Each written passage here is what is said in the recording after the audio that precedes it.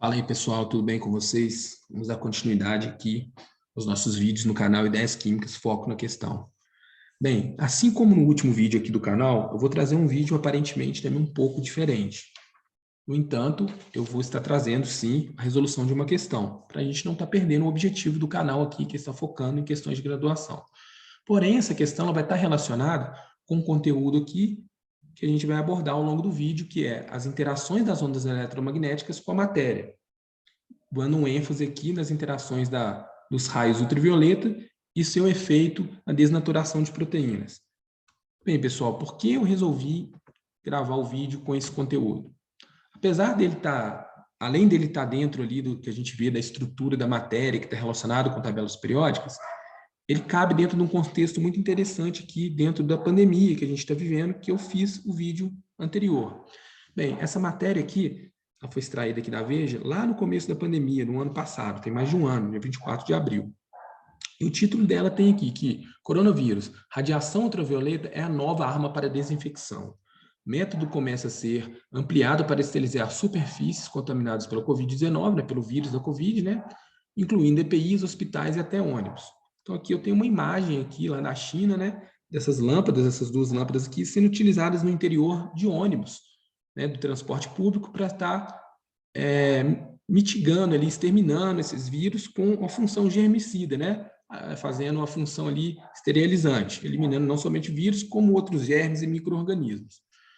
Bem, pessoal, como que a gente pode entender essa relação aí da radiação ultravioleta com esse efeito deletério nos vírus? Para a gente estar aprofundando um pouco como isso funciona, para a gente entender como que é esse efeito, a gente precisa entender primeiro o espectro da luz, né? Lembrar como que é feito aqui o espectro eletromagnético. Aqui eu tenho um desenho aqui onde eu vou estar discriminando, onde eu vou estar dividindo o espectro nos diferentes tipos de radiações eletromagnéticas, começando pelo rádio, passando pelo micro-ondas, infravermelho, luz visível, ultravioleta, raio-x até raio gama. E eles vão estar orientados aqui por alguns componentes aqui, que vai ser a frequência e a energia, que ela aumenta à medida que eu vou caminhando do rádio, das ondas de rádio até o raio gama, e eu tenho o comprimento de onda, que diminui, ele tem um sentido contrário com a frequência e energia de onda. Então, tem uma relação ali inversa. Se eu aumento a frequência, aumenta a energia, o comprimento de onda está diminuindo. Então, as radiações que possuem mais energia e possuem maior frequência, elas são radiações muito penetrantes, ou seja, possuem comprimento de onda muito pequeno. Então, isso é uma característica delas, ser muito penetrantes. Vamos falar só um pouquinho aqui de cada uma dessas radiações eletromagnéticas de maneira bem superficial. Aqui no começo aqui do espectro, nós temos as ondas de rádio, que são ondas eletromagnéticas com baixa frequência e também com baixa energia, estão logo aqui no início do espectro, e elas possuem comprimento de onda elevado. As ondas de rádio são essas que são utilizadas nos meios de comunicação, nos aparelhos de celular e também nos rádios, né? Que a gente, hoje em dia, está um pouco quase extinto. Eu ainda sou um pouco saudosista, gosto de assistir, gosto de ouvir alguns jogos do meu time pela rádio, dá uma relação bem sentimental lá quando eu era um pouco mais novo. Não sou tão velho assim. Passando para o micro-ondas, né, que a gente também tem, a gente pode estar observando as radiações de micro-ondas no forno de micro-ondas, né? É devido da interação das ondas eletromagnéticas com a matéria que é feito o aquecimento ali da água, posteriormente e consequentemente o aquecimento do alimento. O infravermelho está presente em alguns sensores de presença, bem como no controle remoto de televisão. Aqui, após o infravermelho, nós temos a luz visível, que começa com o vermelho, por isso que chama infravermelho, ou seja, o comprimento, o espectro de luz anterior ao vermelho. Entre o vermelho e o violeta, nós temos ali as cores que a gente chama as cores ali do arco-íris, né? O espectro contínuo dessas cores que a gente consegue observar. Depois do violeta, nós temos a radiação ali ultravioleta, seguida do raio-x e do raio gama. Raio-x utilizado para fins médicos, o raio gama também, né? Tem a navalha gama, que é utilizada para...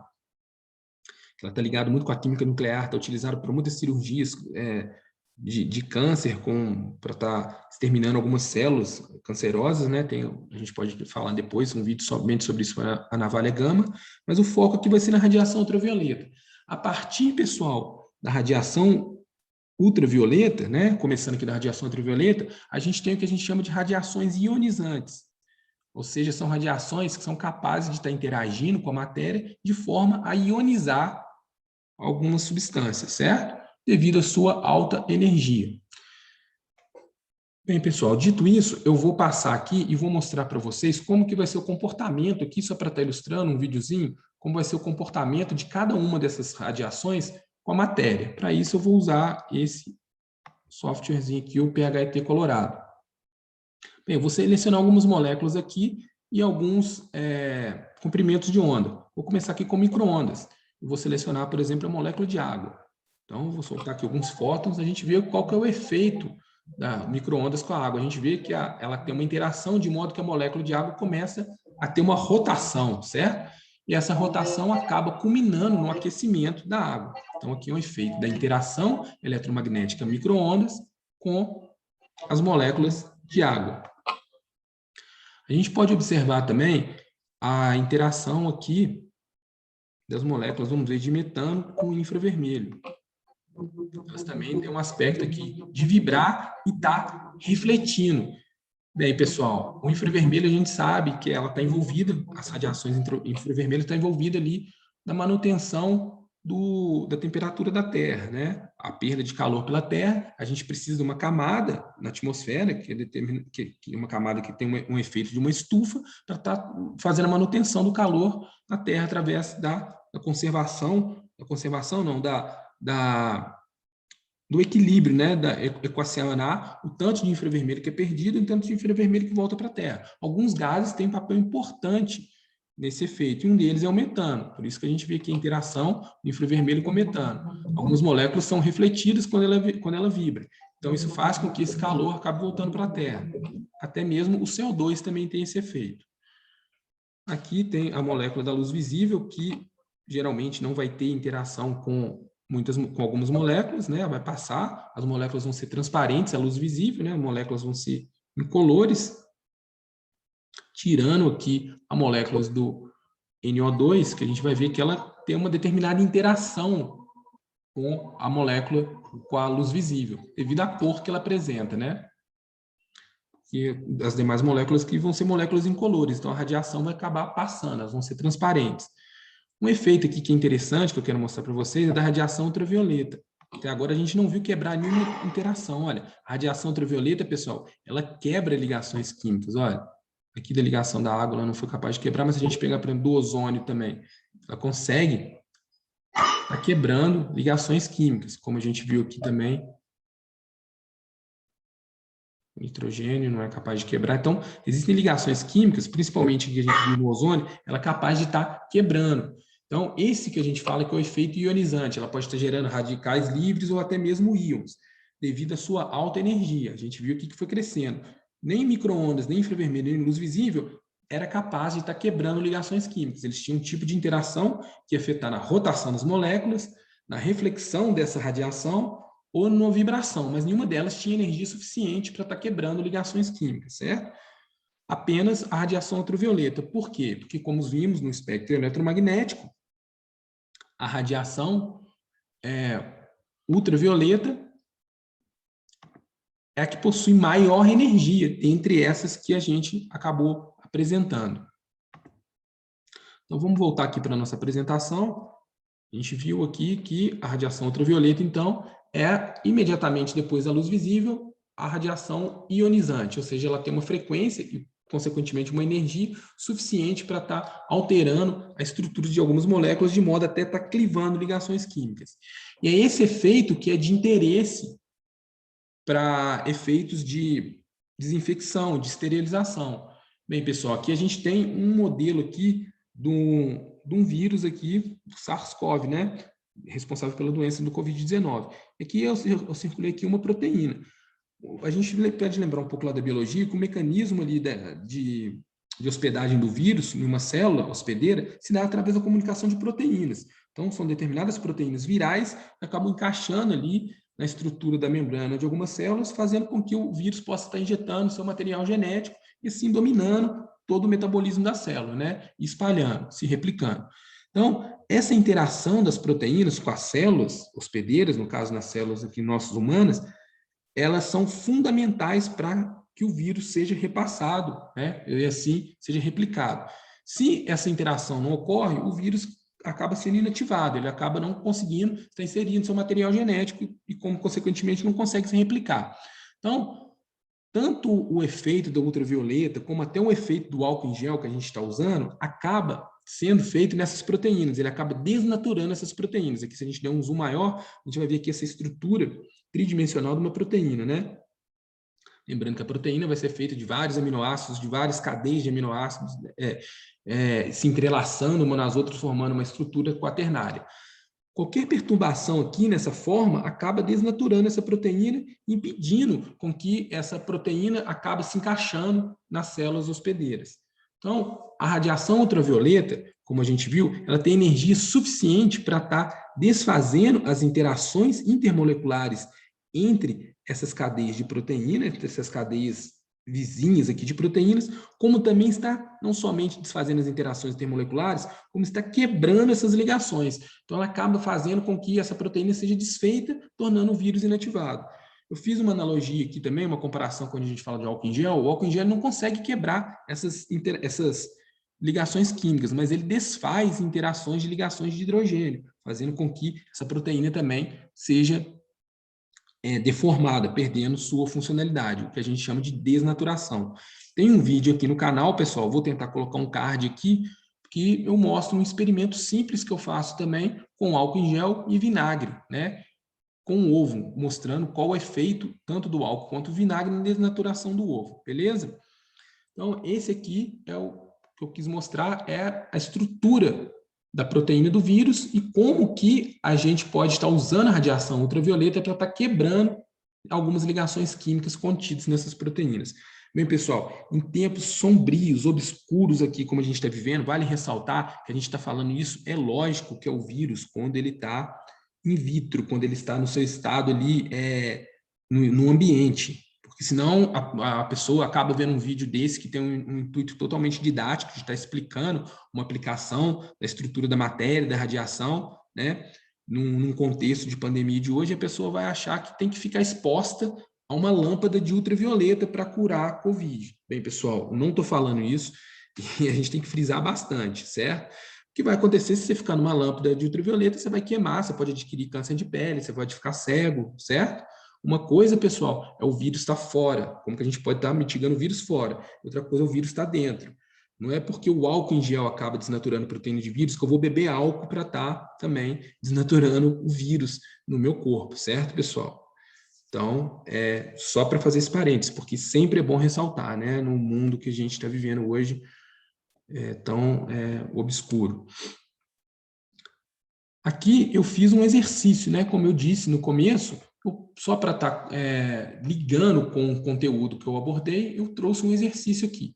Calcule a energia de 1 mol de fótons de raio UVC, né, porque a gente tem vários tipos de raios ultravioletas, a gente tem o tipo A, B e C, a gente vai crescendo de A a C, vai aumentando também a frequência, ou seja, as radiações ultravioletas do tipo C são as que possuem maior frequência e, portanto, maior energia, são aquelas de maior interesse também para estar para fins esterilizantes em ambientes, porque elas têm a maior energia, consequentemente, elas podem estar clivando, quebrando um maior número de ligações químicas. Então, aqui vamos fazer os cálculos aqui do que pede o exercício aqui que eu trouxe. A gente vai utilizar aquela equação que a gente já usou em um exercício aqui, certo? Aqui no canal. A gente sabe que a energia é igual a frequência vezes a constante de Planck. E a frequência, por sua vez, ela é igual à velocidade da onda, né? Nesse caso, toda onda eletromagnética vai se propagar na velocidade da luz, dividido pelo comprimento de onda.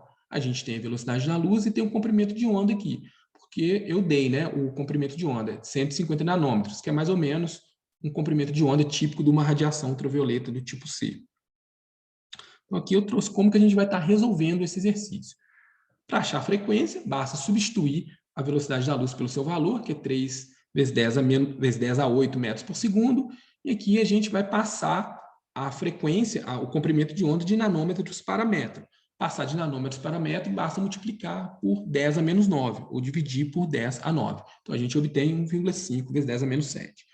Fazendo as contas, a gente vai achar a frequência, certo? A frequência que vai dar em torno de 2,15 Hz. Se a gente tem a frequência, a gente consegue achar a energia também envolvida desses fótons. A gente está calculando para cada um fóton, certo? Depois a gente vai calcular para um mol. Então, a frequência aqui da radiação vai ser de 1 vezes 10 a 15 Hz, e a constante de Planck é 6,62 vezes 10 a menos 34.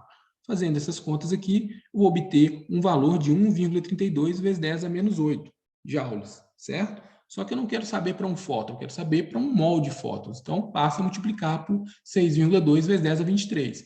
E vou obter um valor aqui de 7,9 vezes 10 a 15 joules por mol. Pessoal, só para a gente dimensionar essa energia aqui, eu vou trazer no outro slide aqui algumas energias médias de algumas ligações químicas. Então, guardem aqui, 7,9, aproximadamente 8, né? Vamos arredondar para 8. 8 vezes 10 a quinta. Então, é da ordem de grandeza ali de 10 a sexta joule por mol. Aqui, eu vou trazer aqui para vocês alguns exemplos de energias médias de algumas ligações químicas. Olha aqui, a energia aqui de ligação entre carbono e hidrogênio, ela é de aproximadamente 4,12 vezes 10 a 15 joules por mol. A nossa lá deu 8 vezes 10 a 15. A ligação carbono e carbono, ela é de 3,4 vezes 10 a 15. Carbono e nitrogênio, 3,0 vezes 10 a 5. E aqui também vezes 10 a 5 joules por mol. Então, a gente vê que a energia de 1 mol de fótons de radiação ultravioleta V é capaz de estar quebrando, de estar clivando todas essas ligações químicas. E essas ligações químicas aqui, pessoal, são as que estão muito presentes nas proteínas, em qualquer tipo de proteína, seja de vírus e até em proteínas do nosso corpo. Também estão presentes ali na estrutura do nosso DNA ou do nosso RNA. Por isso que a radiação ultravioleta ela tem efeitos deletérios não somente em proteínas, como também ela pode causar um efeito de mutação em material genético, o que pode estar causando câncer. A gente vê também muitos casos que a gente fala que o câncer de pele e alguns outros tipos de cânceres estão associados com a exposição ali à radiação ultravioleta. Né? A gente vê exposição na luz do sol, luz do sol muito intensa. Então, é por isso que a gente usa o protetor solar. O protetor solar vai estar absorvendo essa radiação ultravioleta. Então, pessoal, só para sumarizar aqui, o que eu quis mostrar nesse vídeo é como que a gente pode estar utilizando aspectos ali da interpretação da natureza submicroscópica, quando a gente está falando lá de ondas eletromagnéticas, lá no universo menor ali do que os átomos, e está trazendo para o nosso nível aqui macro, né? Principalmente usando como exemplo o que foi feito na China, né? A desinfecção de alguns ônibus e de alguns ambientes como ônibus e ambientes hospitalares, utilizando o princípio aqui envolvido da interação das radiações eletromagnéticas com a matéria. No fim aqui eu trouxe exercício só para a gente estar mostrando a dimensão, né, desse número, como ela é capaz realmente de estar clivando ligações químicas.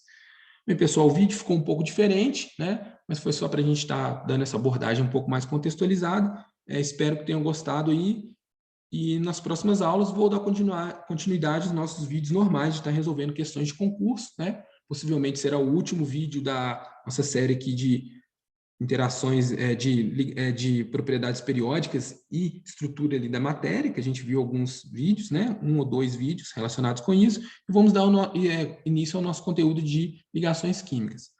Abraço e até a próxima. Fiquem bem aí.